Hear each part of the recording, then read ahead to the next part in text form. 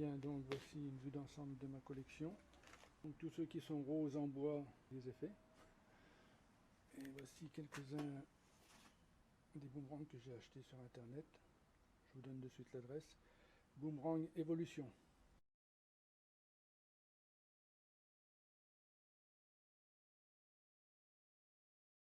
Un plan, vous allez sur internet, vous photocopiez. Il y en a qui sont bien expliqués. Voilà. S'il est trop grand sur internet, ben, vous le mettez, vous faites en sorte que ça rentre sur une feuille A4. Le plan, ça c'est la première chose, sinon vous n'allez pas y arriver. Ensuite, il vous faut une planche, 5 mm en meilleure qualité. Vous prenez le plus cher en 5 mm, voilà. Il vous faudra un stylo, du scotch pour le coller. Alors la découpe, pour faire la découpe, vous avez besoin soit d'une scie comme cela, ou alors la scie sauteuse, qui est très bien aussi.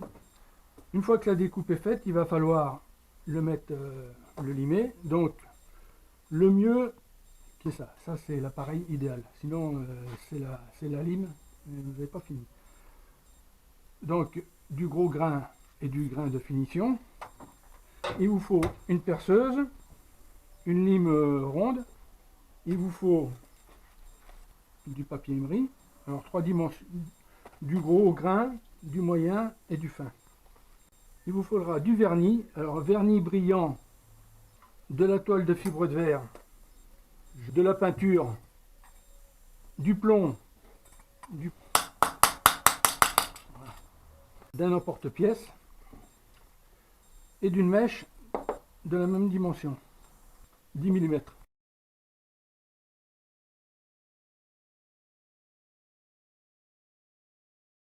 Comment réaliser un boomerang? On a ce plan et voici le produit fini. À partir du plan, découpé au plus près sur votre pied de façon à ce que ça bouge. Un sur chaque. Principe. Alors c'est fastidieux, mais il faut bien s'appliquer tout de même parce que c'est important.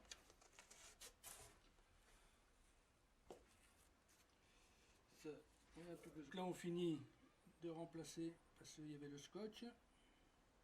Il ne nous reste plus qu'à le découper. Pince. Trop près, pas trop loin non plus. Pas trop pousser, pas trop tirer parce que les lames sont fragiles tout de même.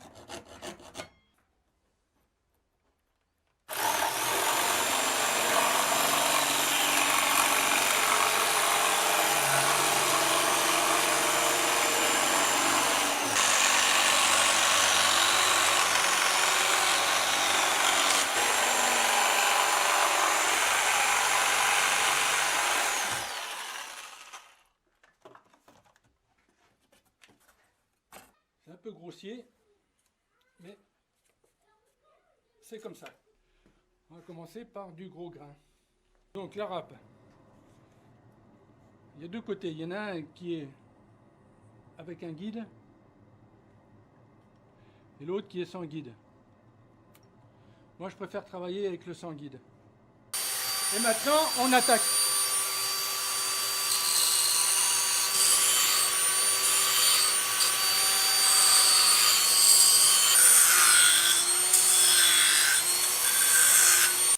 Donc je disais, de la souplesse dans le geste.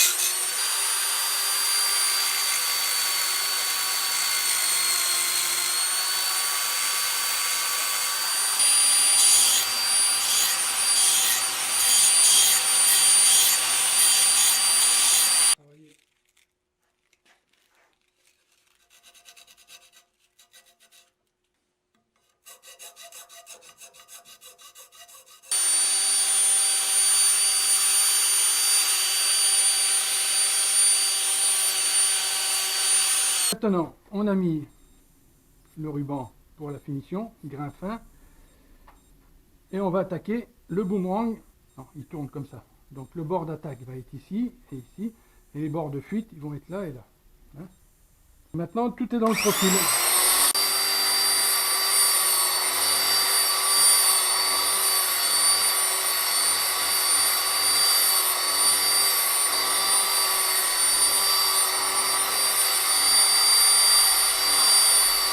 Donc là, c'est le bord d'attaque, un arrondi. Voilà. Pas trop serré, un arrondi. Ça, avec l'habitude, on y arrive. Et maintenant, je vais attaquer le bord de fuite.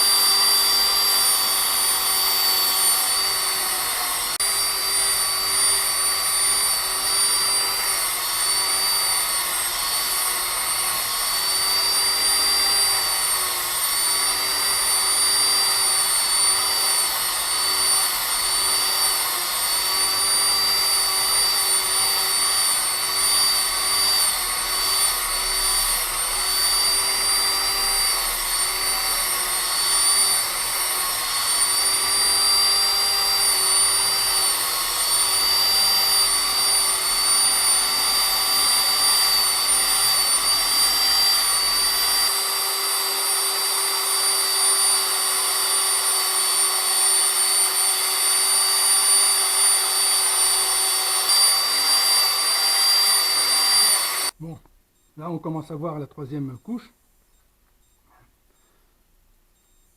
1, 2, 3. 1, 2 et 3. Donc si on attaque la troisième couche, elle est fine. Donc c'est qu'on n'est pas loin de la solution. Pas le faire trop fin non plus parce qu'après c'est trop fragile. Faut laisser, je sais pas si on le voit bien. Voilà ce que ça donne donc. Hein, voilà, c'est beau. Ça, ce trait à peu près régulier. Là ici on va poncer un peu plus.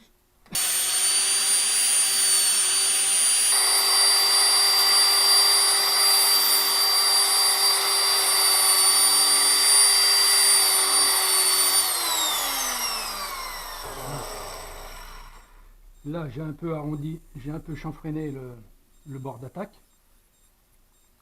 Donc là, ça fait un arrondi, tandis que là, ça fait une... Voilà. Donc ce côté-là est fini. Là, on rejoint après pour... Donc le bord de fuite, il va être là, et le bord d'attaque, il est là.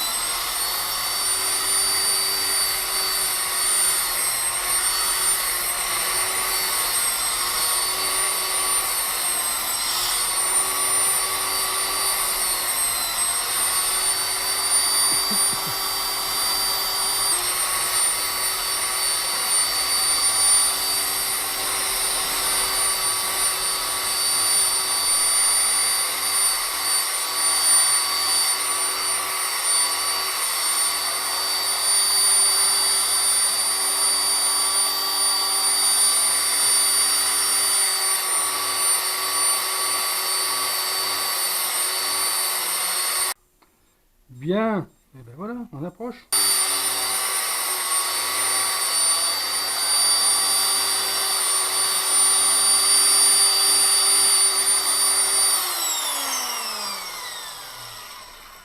Et ben on n'est pas loin du produit final, hein. Voilà. Ah, j'ai oublié de chanfreiner un peu, là. Pas beaucoup, hein, là, sur le bord d'attaque. Pas beaucoup chanfreiner, c'est juste pour... C'est plus pour nettoyer que pour chanfreiner.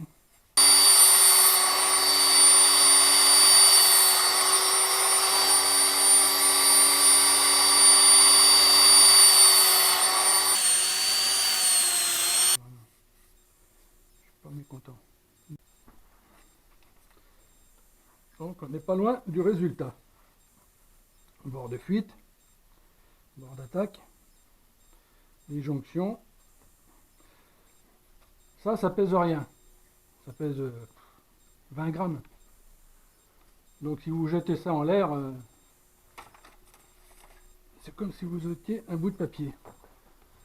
Néanmoins, on va faire les finitions tout de même.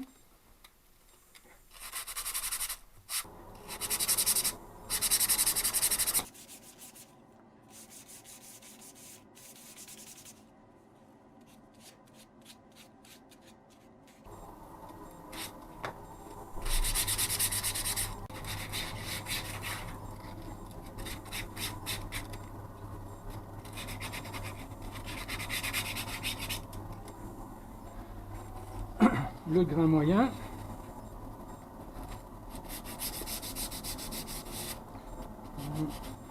Pour bien arrondir.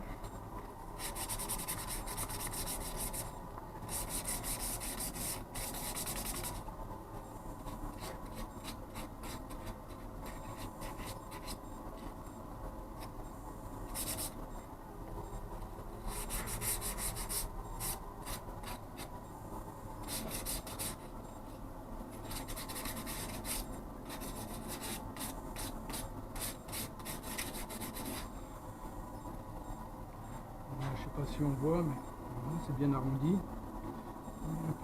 Un peu anguleux.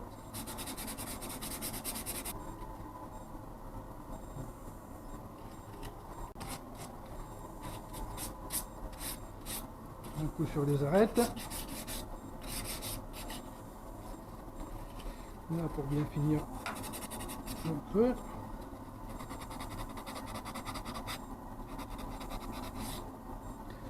Et maintenant, la finition.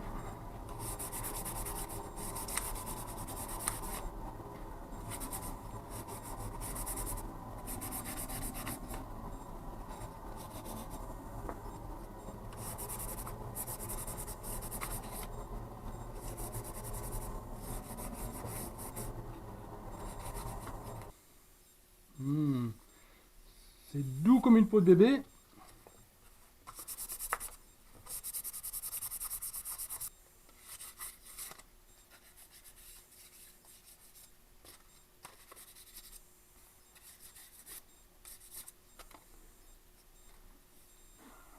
C'est pas beau ça, hein? Bon, mais ça vaut rien. Ça, c'est je mets qu'un bout de bois. À la forme de boomerang, mais c'est fragile, ça pèse rien. Donc on va le protéger. Pour le protéger, on a notre vernis. Alors le vernis se nettoie avec de l'eau, hein. Attention, la résistance au choc et le poids. Une partie du poids. Parce que les couches de vernis, on en met 4 minimum, 4, 5. Plus il y en a, plus il est lourd, plus il est solide.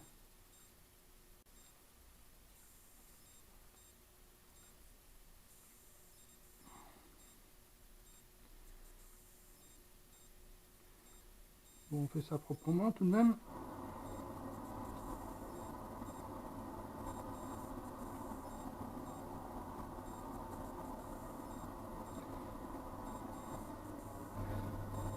Celui-là, on va le laisser sécher.